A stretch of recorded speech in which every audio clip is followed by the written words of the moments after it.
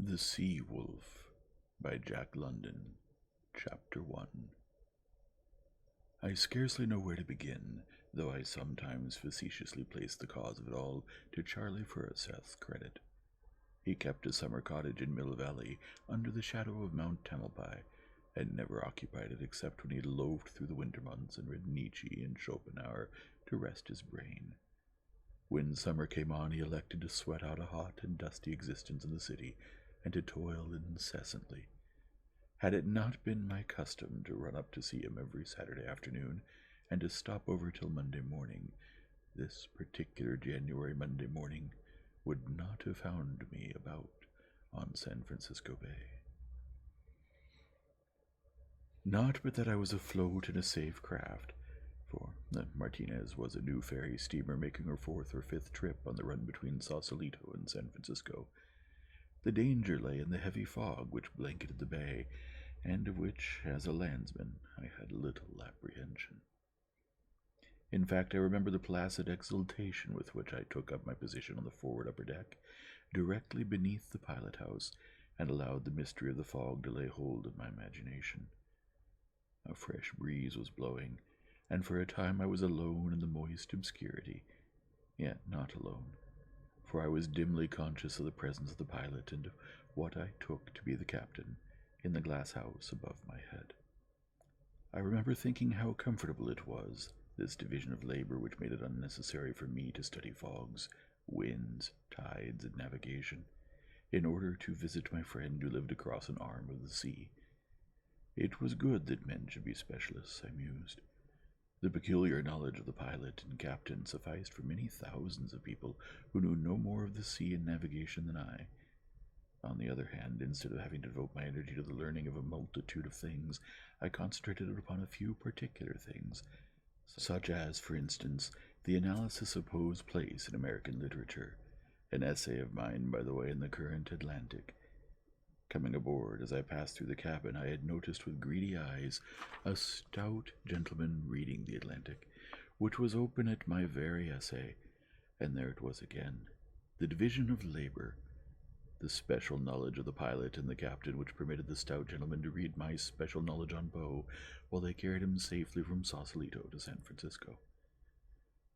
A red-faced man, slamming the cabin door behind him and stumping out on the deck, interrupted my reflections, though I made a mental note of the topic for use in a projected essay which I had thought of calling The Necessity for Freedom, a plea for the artist.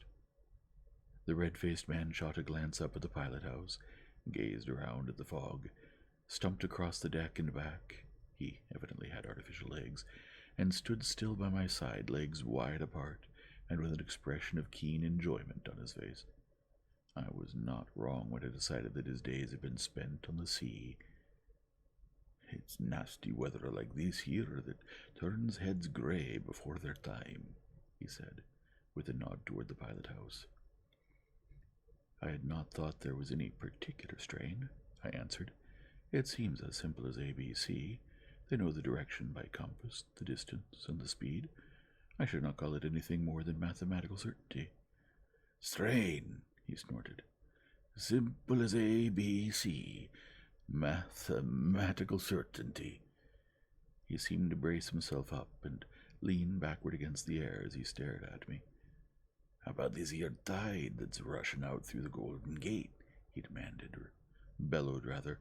"How fast is she ebbing? What's the drift, eh? Listen to that, will you? A bell buoy, and we're atop of it. See him altering the course?"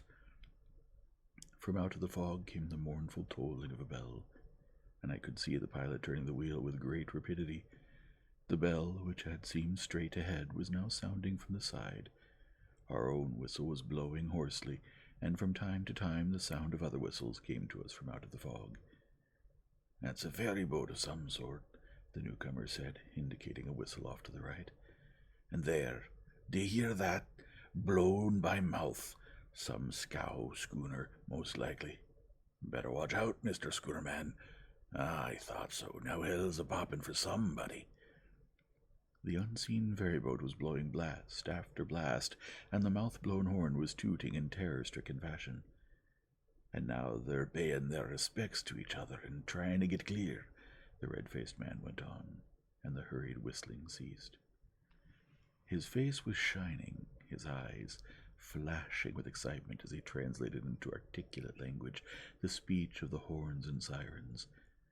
"That's a steam siren going it over there to the left, and you hear that fellow with a frog in his throat, a steam schooner, as near as I can judge, crawling in from the heads against the tide."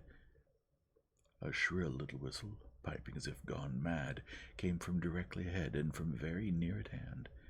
Gongs sounded on the Martinez. Our paddle wheels stopped. Their pulsing beat died away, and then they started again.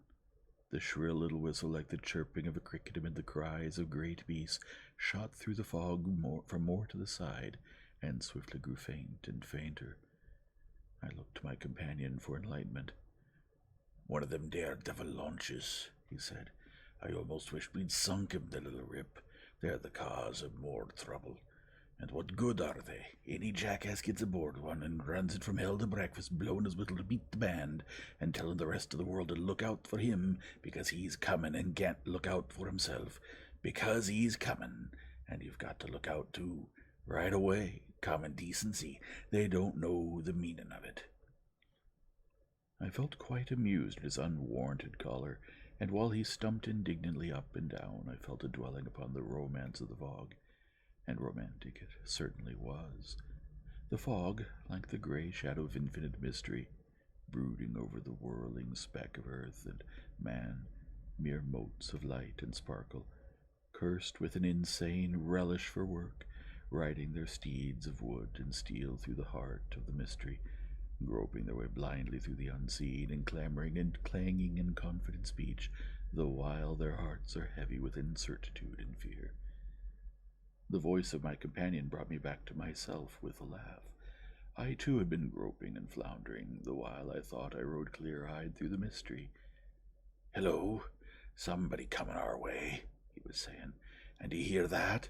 He's coming fast. Walking right along. Guess he don't hear us yet. Wind's in the wrong direction." The fresh breeze was blowing right down upon us, and I could hear the whistle plainly, off to one side and a little ahead. "Ferry boat?" I asked.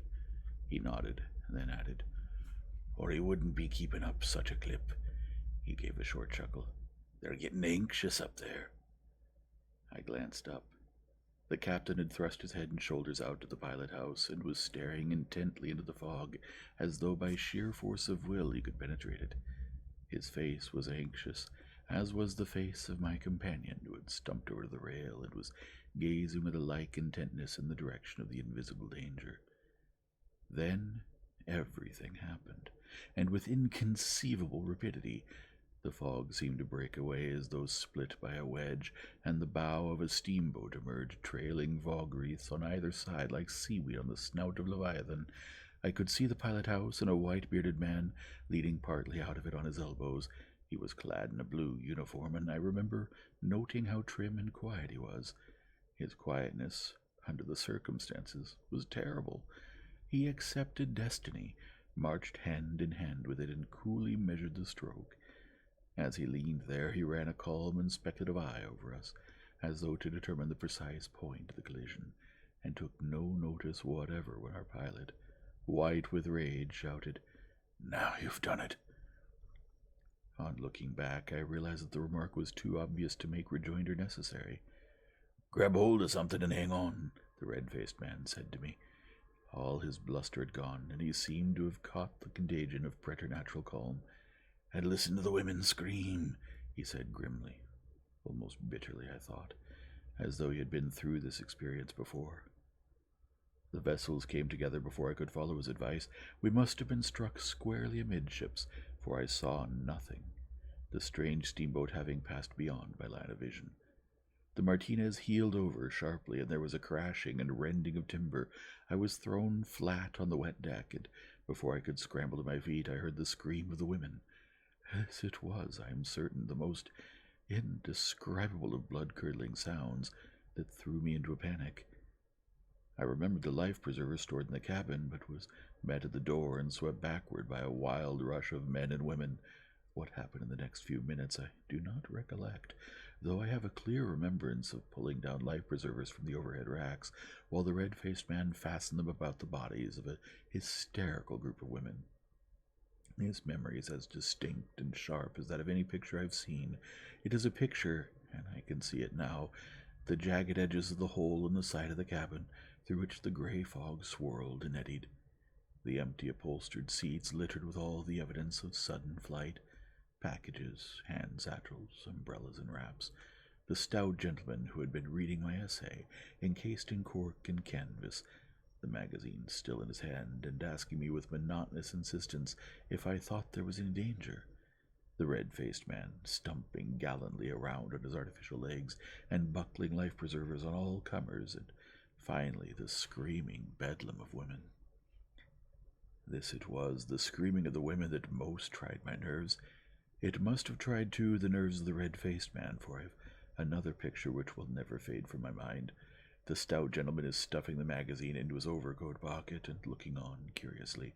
A tangled mass of women with drawn, white faces and open mouths is shrieking like a chorus of lost souls, and the red-faced man, his face now purplish with wrath and with arms extended overhead, as in the act of hurling thunderbolts, is shouting, "Shut up!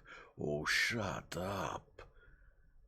I remember the scene impelled me to sudden laughter, and in the next instant I realized I was becoming hysterical myself, for these were women of my own kind, like my mother and sisters, with the fear of death upon them, and unwilling to die.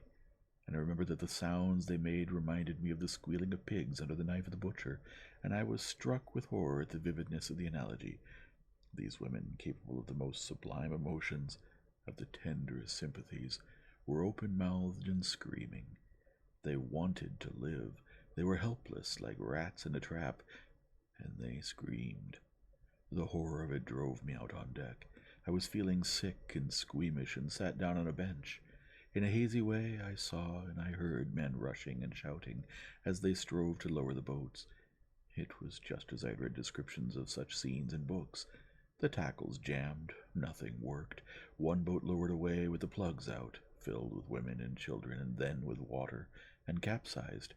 Another boat had been lowered by one end and still hung in the tackle by the other end, where it had been abandoned. Nothing was to be seen of the strange steamboat which had caused the disaster, though I heard men saying that she would undoubtedly send boats to our assistance. I descended to the lower deck. The Martinez was sinking fast, for the water was very near. Numbers of the passengers were leaping overboard. Others in the water were clamoring to be taken aboard again. No one heeded them. A cry arose that we were sinking.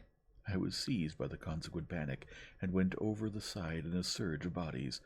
How I went over I do not know, though I did know, and instantly, why those in the water were so desirous of getting back on the steamer. The water was cold, so cold that it was painful. The pang as I plunged into it was as quick and sharp as that of fire. It bit to the marrow. It was like the grip of death. I gasped with the anguish and shock of it, filling my lungs before the life-preserver popped me to the surface. The taste of the salt was strong in my mouth, and I was strangling with the acrid stuff in my throat and lungs. But it was the cold that was the most distressing. I felt that I could survive but a few minutes. People were struggling and floundering in the water about me. I could hear them crying out to one another, and I heard also the sound of oars. Evidently the strange steamboat had lowered its boats. As the time went by, I marveled that I was still alive. I had no sensation whatever in my lower limbs, while a chilling numbness was wrapping about my heart and creeping into it. Small waves with spiteful, foaming crests continually broke over me and into my mouth, sending me off into more strangling paroxysms. The noises grew indistinct, although I heard a final and despairing chorus of screams in the distance, and knew that the Martinez had gone down. Later, how much later I have no knowledge, I came to myself with a start of fear. I was alone. I could hear no calls or cries, only the sound of the waves made weirdly hollow and reverberant by the fog. A panic in a crowd which partakes of a sort of community of interest is not so terrible as a panic when one is by oneself, and such a panic I now suffered. Whither was I drifting? The red-faced man had said that the tide was ebbing through the Golden Gate. Was I, then, being carried out to sea? And the life-preserver in which I floated, was it not liable to go to pieces at any moment? I had heard of such things being made of paper and hollow rushes, which quickly became saturated and lost all buoyancy, and I could not swim a stroke, and I was alone, floating apparently in the midst of a gray primordial vastness. I confess that madness seized me, that I shrieked aloud as the women had shrieked, and beat the water with my numb hands. How long this lasted I have no conception, for a blankness intervened, of which I remember no more than one remembers of troubled and painful sleep. When I aroused, it was after centuries of time, and I saw almost above me, and emerging from the fog, the bow of a vessel, and 3 triangular sails, each shrewdly lapping the other and filled with wind. Where the bow cut the water, there was great foaming and gurgling, and I seemed directly in its path. I tried to cry out, but was too exhausted. The bow plunged down, just missing me, and sending a swash of water clear over my head. Then the long, black side of the vessel began slipping past, so near that I could have touched it with my hands. I tried to reach it, in a mad resolve to claw into the wood with my nails, but my arms were heavy and lifeless. Again I strove to call out, but made no sound. The stern of the vessel shot by, dropping as it did so into a hollow between the waves, and I caught a glimpse of a man standing at the wheel, and of another man who seemed to be doing little else than smoke a cigar. I saw the smoke issuing from his lips as he slowly turned his head and glanced out over the water in my direction. It was a careless, unpremeditated glance, one of those haphazard things men do when they have no immediate call to do anything in particular, but act because they are alive and must do something. But life and death were in that glance. I could see the vessel being swallowed up in the fog. I saw the back of the man at the wheel, and the head of the other man turning, slowly turning, as his gaze struck the water and casually lifted along it toward me. His face wore an absent expression, as of deep thought, and I became afraid that if his eyes did light upon me, he would nevertheless not see me. But his eyes did light upon me, and looked squarely into mine, and he did see me, for he sprang to the wheel, thrusting the other man aside, and whirled it round and round, hand over hand, at the same time shouting orders of some sort. The vessel seemed to go off at a tangent to its former course, and leapt almost instantly from view into the fog.